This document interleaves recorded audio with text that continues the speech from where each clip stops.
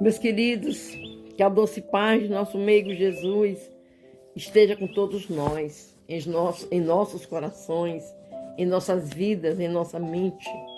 E que nós possamos realmente colocar essa centelha divina que existe entre nós para atuar como Deus em ação em nossas vidas.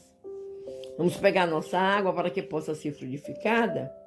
No final, vamos também estar lembrando dos nossos amados, como eu sempre falo todos os dias para vocês. Amados que sofrem, mas que precisam da oração. E vamos continuar a leitura do nosso livro dos Espíritos, já no finalzinho. Falta pouca coisa para a gente terminar. Estamos lendo as conclusões. São conclusões feitas por irmãos que conhecem a doutrina, conhecem o livro dos Espíritos e buscam, sempre nos esclarecer. E muitas dessas conclusões são de Santo Agostinho. Vamos ver a conclusão número 7. O Espiritismo se apresenta sob 3 aspectos diferentes: o fato das manifestações, os princípios de filosofia e moral que dela decorrem e a aplicação desses princípios. Daí 3 classes, ou antes 3 graus entre os adeptos. 1. Os que creem nas manifestações e se limitam em constatá-las. É para eles uma ciência experimental. 2. Os que lhe compreendem a consequência moral. 3. Os que praticam ou se esforçam por praticar essa moral. Qualquer que seja o ponto de vista científico ou moral sobre o qual se examinem esses fenômenos estranhos, cada um compreende que é toda uma nova ordem de ideias que surgiu, das quais as consequências não podem ser senão uma profunda modificação no estado da humanidade, e cada um compreende também que essa modificação não pode ocorrer senão no sentido do bem. Quanto aos adversários, pode-se também classificá-los em 3 categorias. 1. Os que negam sistematicamente tudo que é novo ou não vem deles e que falam sem conhecimento de causa. A essa classe pertencem todos aqueles que não admitem nada fora do testemunho dos sentidos. Eles nada viram, nem querem nada ver, e ainda menos aprofundar. Ficariam mesmo irritados de ver muito claro, com medo de serem forçados em convir que não têm razão. Para eles, o Espiritismo é uma quimera, uma loucura, uma utopia. Não existe. É muito cedo dizer. São os incrédulos que tomaram partido. Ao lado desses, pode-se colocar aqueles que se dignaram lançar um golpe de olhar para o desencargo de consciência, a fim de poderem dizer: eu quis ver e não vi nada. Eles não compreendem que seja preciso mais de meia hora para se conscientizar de toda uma ciência. 2. Os que, sabendo muito bem em que se apoiar sobre a realidade dos fatos, os combatem, contudo por motivos de interesse pessoal. Para eles, o Espiritismo existe, mas tem medo de suas consequências e o atacam como inimigo. 3. Os que encontraram na moral espírita uma censura muito severa de seus atos ou de suas tendências. O Espiritismo, tomado a sério, os embaraçaria.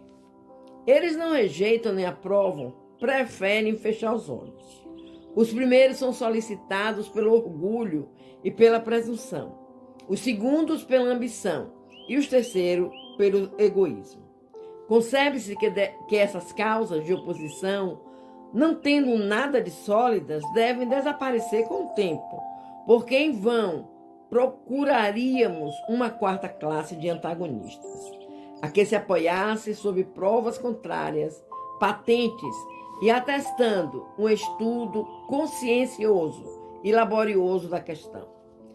Todos não opõem, senão a negação. Nenhum traz a demonstração séria e irrefutável.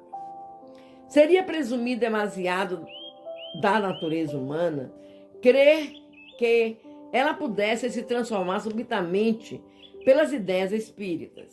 Sua ação não é seguramente a mesma, nem do mesmo grau, entre todos aqueles que as professam.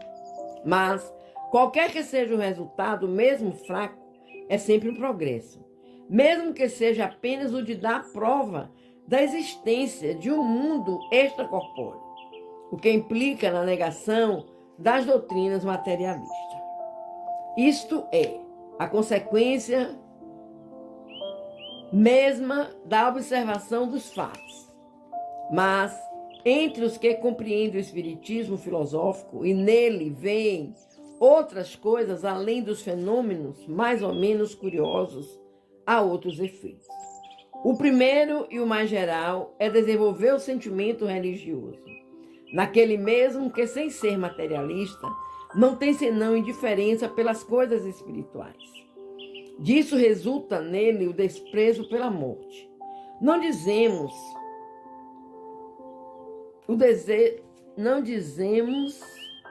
desejo da morte, longe disso, porque o espírito defenderá sua vida como qualquer outro, mas uma indiferença que faz aceitar, sem murmurar e sem desgostos, uma morte inevitável, como uma coisa antes feliz, que terrível, pela certeza do estado, como uma coisa antes feliz, que terrível, quase tão geral como o primeiro, é a resignação das vicissitudes da vida.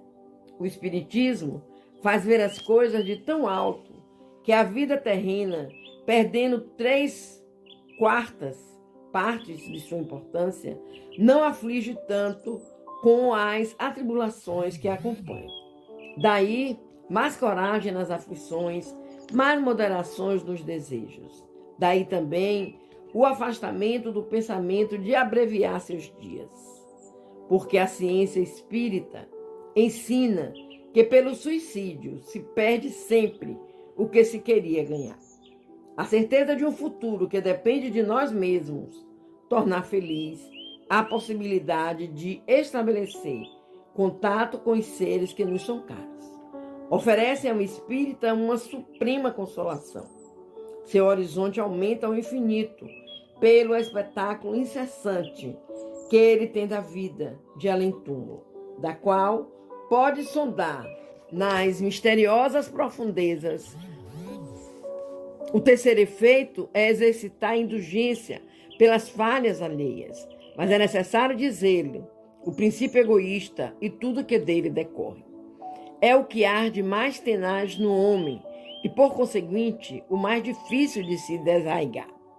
Fazem-se sacrifícios voluntários desde que nada custem e, sobretudo, de nada privem. O dinheiro tem ainda, para a maioria, um atrativo irresistível e bem poucos compreendem a palavra supérflua quando se trata de sua pessoa. Por isso, a abnegação da personalidade é o mais eminente sinal de progresso. Vamos falar um pouquinho, meus amores, sobre esse tema dessa sétima conclusão. Que aí o Espiritismo está dando uma classificação aos tipos de ser humano que olham por o Espiritismo. O Espiritismo é ciência, filosofia e religião.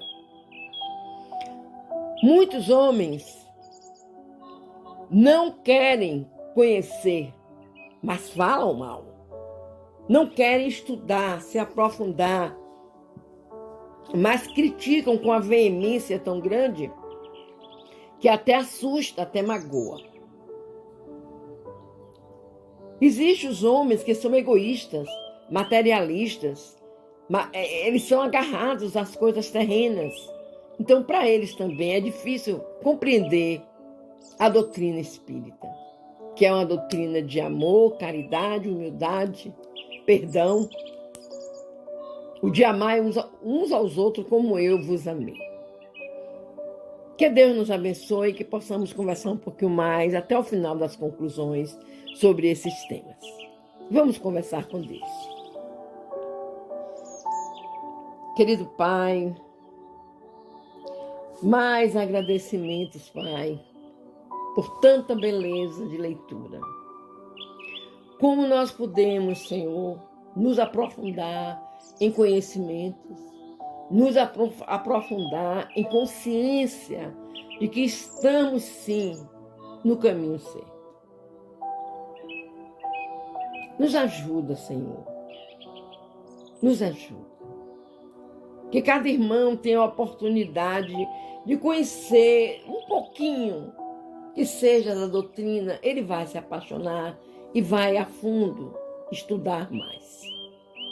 Te pedimos, Pai, pelos nossos irmãos que sofrem das dores físicas, dos males espirituais. E que muitas vezes, Senhor, deixam para te chamar quando a dor encosta e que eles sabem que aquela dor não é de Deus. Aquele sofrimento não é de Deus. Porque nós aprendemos muito cedo, Senhor, que Tu és nosso Pai, que Jesus é o nosso irmão e que Você não daria uma cobra a um filho Teu no lugar de um pão. Nós confiamos em Ti, meu Deus.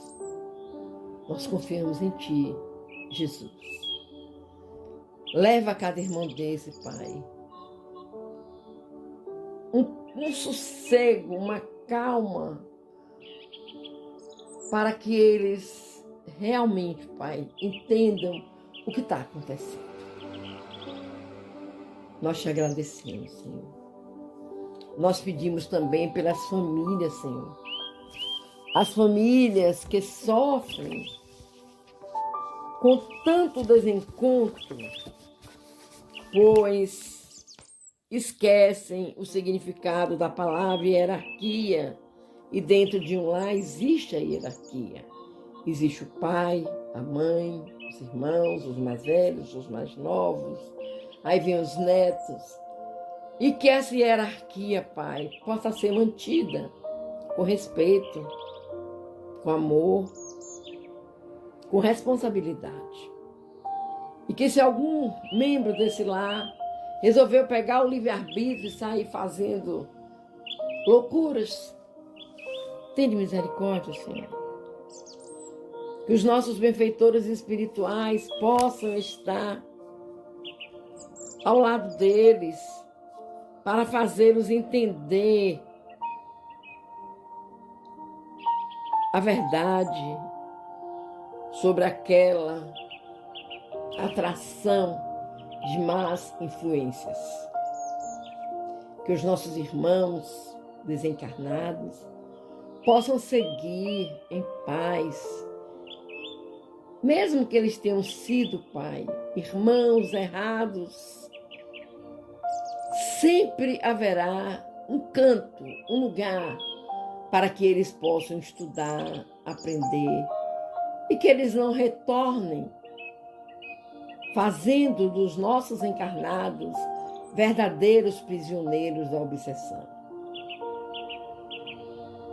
Que os nossos irmãos, Pai, que tiram sua própria vida, consigam entender que eles não são donos, Pai. Eles são filhos do dono da vida. Nos abençoa, Senhor. Nos abençoa. Nós cremos em Ti. Que assim seja, meus irmãos. Vamos fechar os nossos olhos e vamos fazer a oração que Jesus nos ensinou para conversarmos com o nosso Pai. E tenho certeza, Jesus vive entre nós o tempo inteiro, o tempo todo. Pedindo à espiritualidade amiga que venha fluidificar nossas águas, vamos fazer a oração que Jesus nos ensinou. Pai nosso que estás nos céus, santificado seja o teu nome. Venha a nós o teu reino. Seja feita a tua vontade, assim na terra como nos céus. O pão nosso de cada dia nos dai hoje e sempre. Perdoa, Pai querido, as nossas ofensas, assim como nós perdoamos a quem nos tenha ofendido. Não nos deixeis cair em novas perturbações, Senhor, mas livrai-nos de todo mal, pois teu, Pai, é o poder, a honra, a glória por toda a eternidade. Que assim seja.